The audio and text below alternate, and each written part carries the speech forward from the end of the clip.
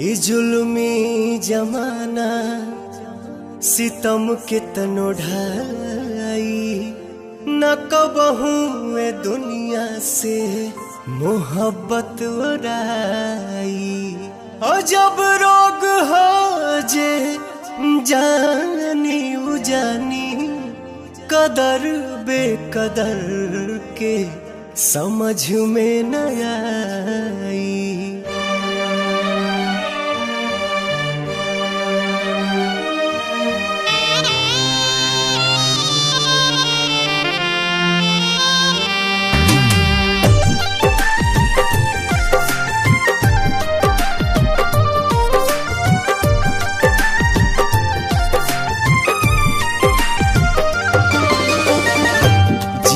मरे के संगे खैली कसम संगही सहे के रहे सारा सितम। जिए मरे के संगे खैले कसम संग ही सहे के रहे सारा सितम।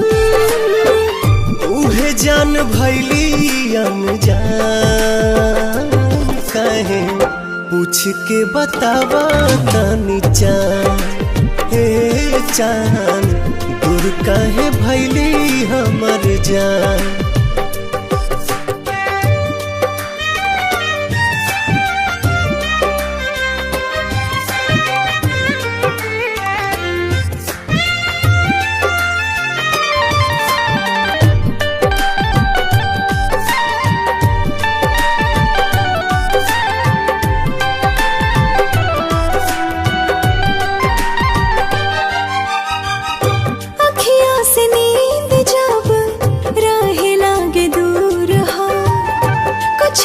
जरूर हाला नैन के कसूर हो। काहे के प्रीतिया बनौले भगवान हो।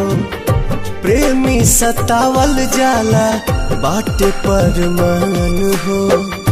ना जाने कैसन बा दिल के जरूरत हो। हर पल निहारेला उनके ही सूरत हो। टूट गइल सारा अरमान काहे पूछ के बतावा तनी चान। हे चान दूर काहे भैली हमर जान।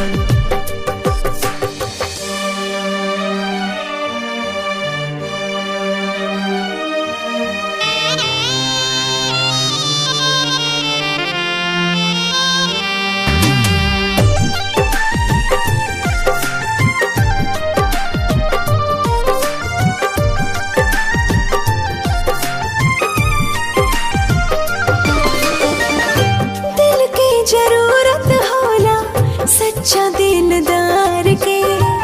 बड़ा हार जाए तू था बुझला न प्यार के। फिर न दोबारा कब हो पाई प्यार हो। बसल बसावल दुनिया भइल उजार हो। सपनों में ना सोचनी ऐसन कब होई। दिल भर के याद में अखियां कब रोई।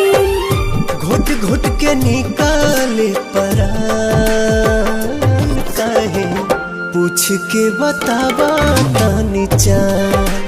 हे चान दूर काहे भैली हमर जान।